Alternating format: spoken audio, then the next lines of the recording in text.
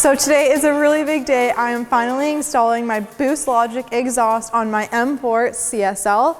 Last video we unboxed everything, and safe to say I have not been able to sleep since. I'm so excited to get this on the car, see how it sounds and see how it looks. I'm here with my dad. Let's get this installed.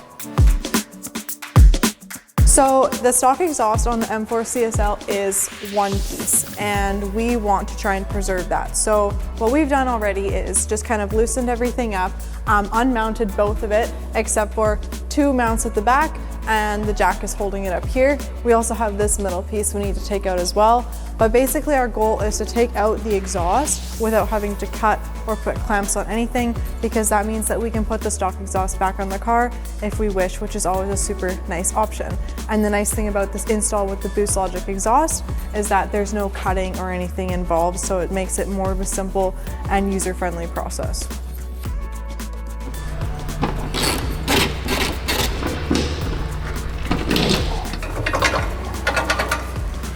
See how they've separated now?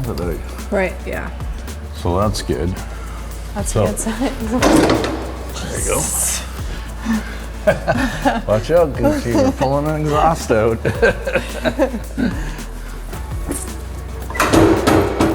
How heavy is this going to be? Fairly heavy. Yeah, we're going to need all of us, I think. Yeah. So what's the logistics of this here? So we're going to take this. So we're gonna take this centerpiece off and we're gonna drop this whole thing down and slide it out.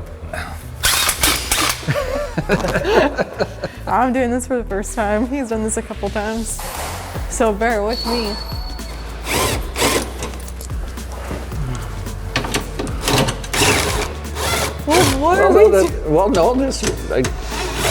We're just getting it down to one bolt, so it doesn't make it that hard. I think we're probably gonna need both the camera crew to help get this down. I don't know if I got big enough muscles. This is clear here. Yeah, that's actually popped off way nicer than I thought it would. So you'll do these. Yeah. I'll get you the wrench. And then, so on this wrench, it's the bottom. It's both directions, right? So that one. Yeah. And then I'll be here. You ready? Okay, we're good. So this is the way to go? This is the way to go. Yeah, that's good.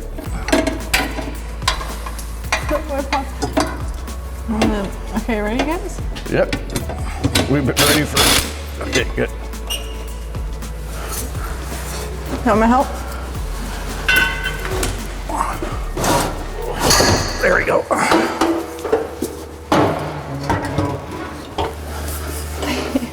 There you go. Wow.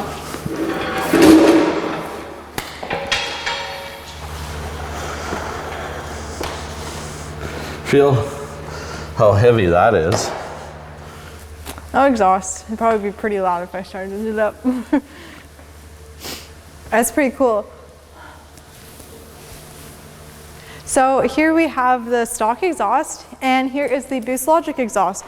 So I want to kind of lay it out and show what they look like before it goes in the car, just so you have a really direct comparison on what the exhaust looks like. Obviously, there's a lot going on. A key difference is you just kind of have more of a straight pipe system compared to the two, in the sense that the pipe's not like it's actually straight piped, obviously. And then the big one is back here. This is crazy.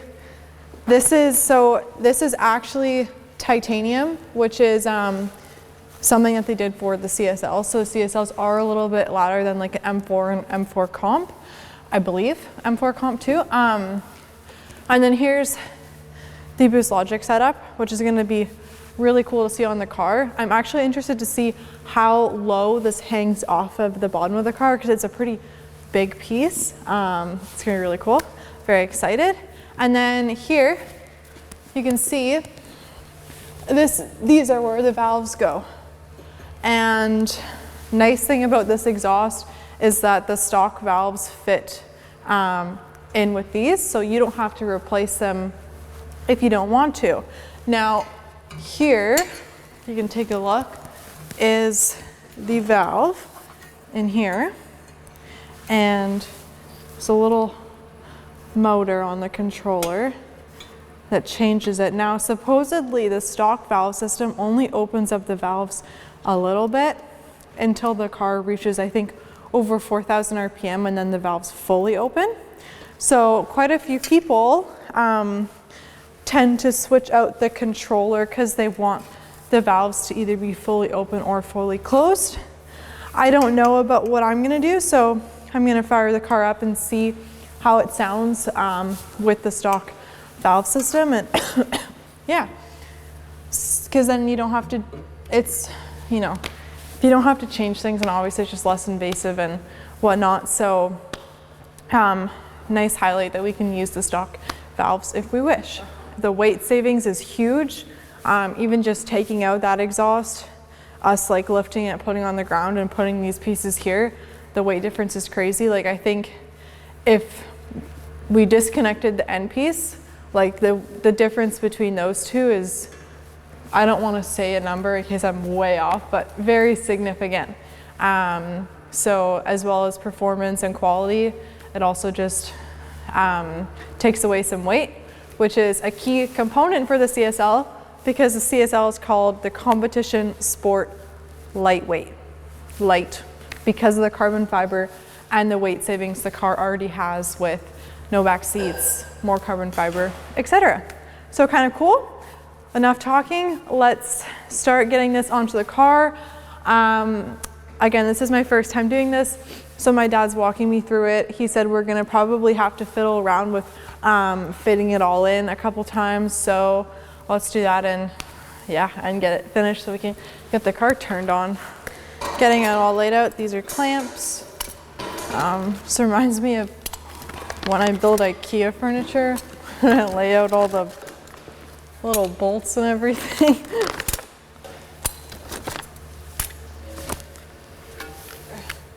These look so cool. These would look really cool with my dad's CSL. This is the blue, but it's still gonna look cool. I think that maybe he'll get this exhaust after he sees how good it sounds on mine. We're just kind of putting everything in loose. There are a couple points to watch for, because I just want to kind of get a good general fit on everything. We want to make sure that we're torquing these flanges evenly so that we don't damage them. We get a good seal. So as you imagine, everything will move as we tighten up also. Okay, that's good. Just pass me that. You got the other one? You want to be really careful. This is all just aluminum, so you don't want to cross thread it or over torque it. This is more as a structural support for the car, I believe. It's not really designed as an exhaust, it's just built around the exhaust. Yeah. Pretty sure it tucks up like that.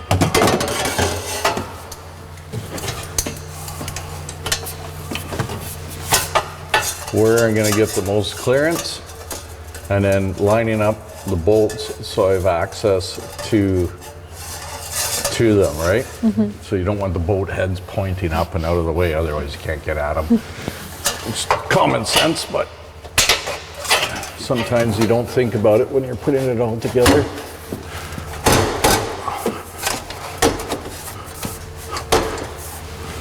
All right. Like I said, it's so you can see just how twisting it, how it twists the pipes and everything. Yeah. So it's really important to make sure you get your fits, but also you're not preloading it or doing anything. You want to make sure the down pipes are tucked up as much as possible. You know, so you have to kind of twist and fit all the way through. So we've just kind of got the midsection in the front loosely installed right now. It looks really cool. I'm learning a lot. This is my first time putting an exhaust in a car or even watching how it's done. So I'm happy that I get to do it with my dad. And yeah, I'm excited. I'm really excited just to see how it sounds. Here.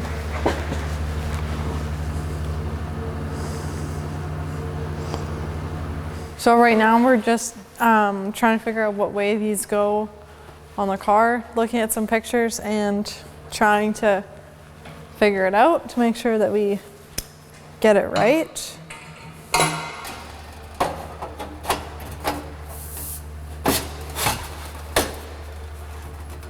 Double check the pictures to see how that valve assembly looks.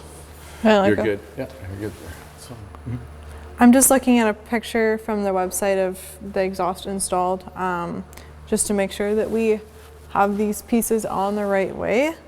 So we're just gonna take a look at the valve here, valve controller, and see if it fits in nicely here.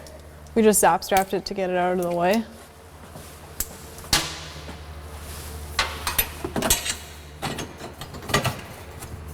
Yeah.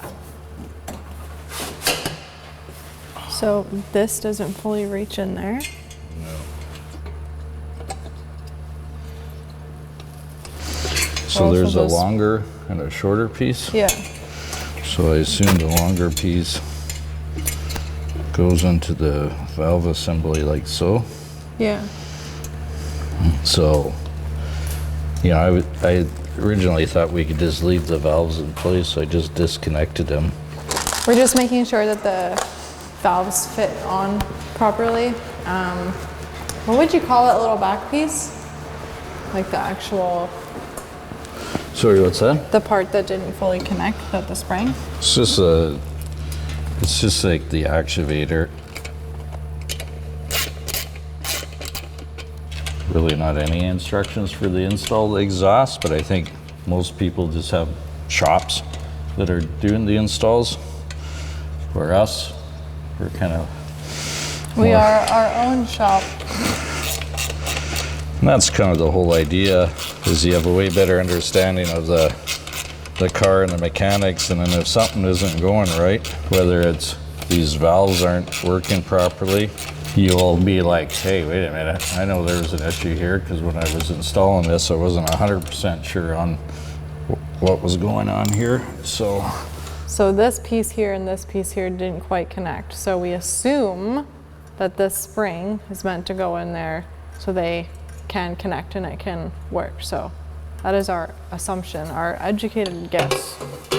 And if you look at the factory ones, there's a bit of a spring in that part too, on the factory side. So makes sense. I think we're back on track. But it's a bit of a learning experience for us. You have glue. All right, so we need to do the same thing to this side. So how did you disconnect them? Just push on this part. There you go.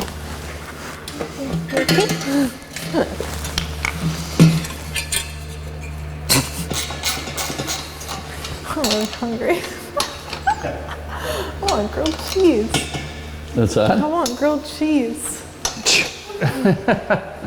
So I'm gonna put it in so I can roll them up like that and tighten them.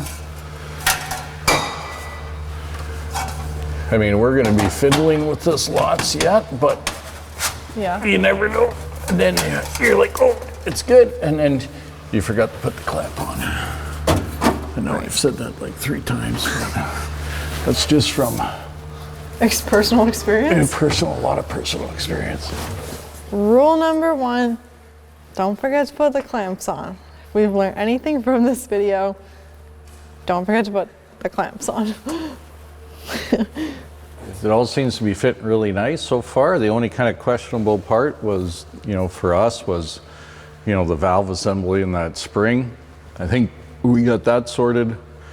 I'm just gonna start fitting forward a bit and getting things kind of installed and lined up. And then the final will be this back cat. I used a bit of lubricant on the mounts just to assemble the rubbers in a little bit easier, but that is now, you can see the fingerprints on the titanium. So what we'll do is, one of our final things is we'll make sure we give that whole titanium exhaust a good wipe and clean, so that we're not burning fingerprints into it once it heats up, and produce any faults or any issues with that. But otherwise, so far so good.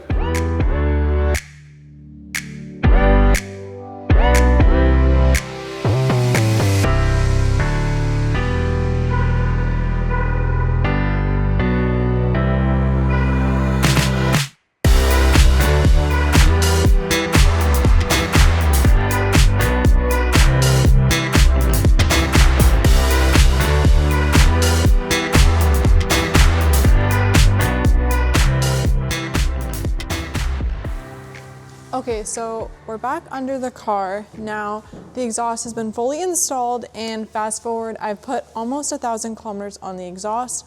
So I'm just gonna talk about how it is handling so far, how I've been finding the system, any weak points there are, and finally update you guys on how it was installed. Unfortunately, the previous video was cut short because my dad had to run, but once we came back, we actually fully assembled the exhaust on the ground before we put it in the car. So previously we were trying to put it in piece by piece.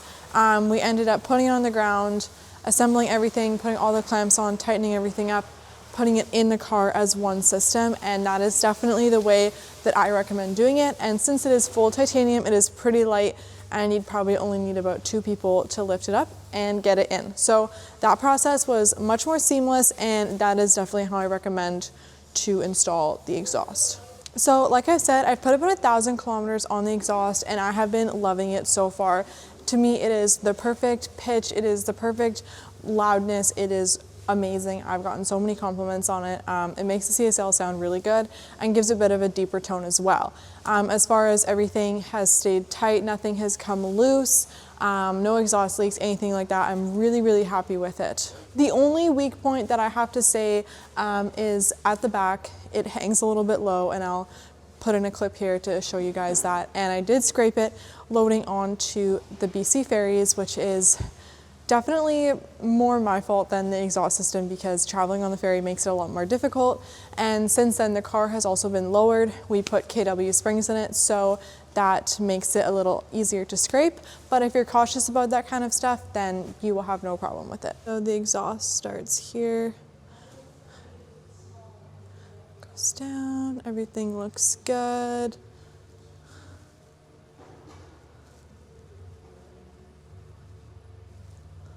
Looks great. So this is the low point that I was mentioning prior. So here you can kind of see where I scraped it, but the exhaust is manufactured so well that I don't have any concerns about it. And this is the back, the star of the show. Looks amazing. So my final thoughts on the exhaust is all positive stuff. I absolutely love the system. We will be getting another exhaust system from Boost Logic to put into my dad's CSL. It sounds amazing. The quality is exceptional. It looks crazy. I really couldn't recommend it enough. In addition to that, the Boost Logic team was incredible to work with. They're professionals. They're the best at what they do, and I really highly recommend it. I'm going to be looking into some downpipes and intakes from them as well, so stay tuned. That should be awesome. I'm super excited about that. And yeah, let's get some sound clips for you guys because everyone has been begging to see that. Okay, so we've got the car on the ground, and we're going to start it with the valves closed, start it with the valves open, give you guys a little bit of a rev, and then we're going to start my dad's car with the stock exhaust to compare the two sounds. And also to know, I do have the stock valves in the car, so it might not be as loud as someone who has aftermarket valves, since my valves only open up 100% when I'm above a certain RPM. So let's get the car started.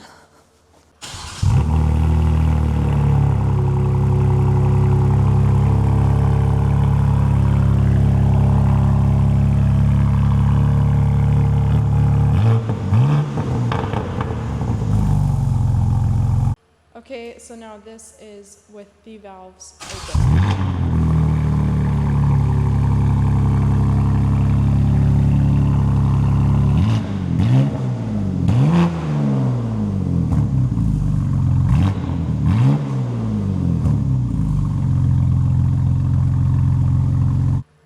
Okay, now we're gonna start my dad's CSL, which has a completely stock CSL exhaust.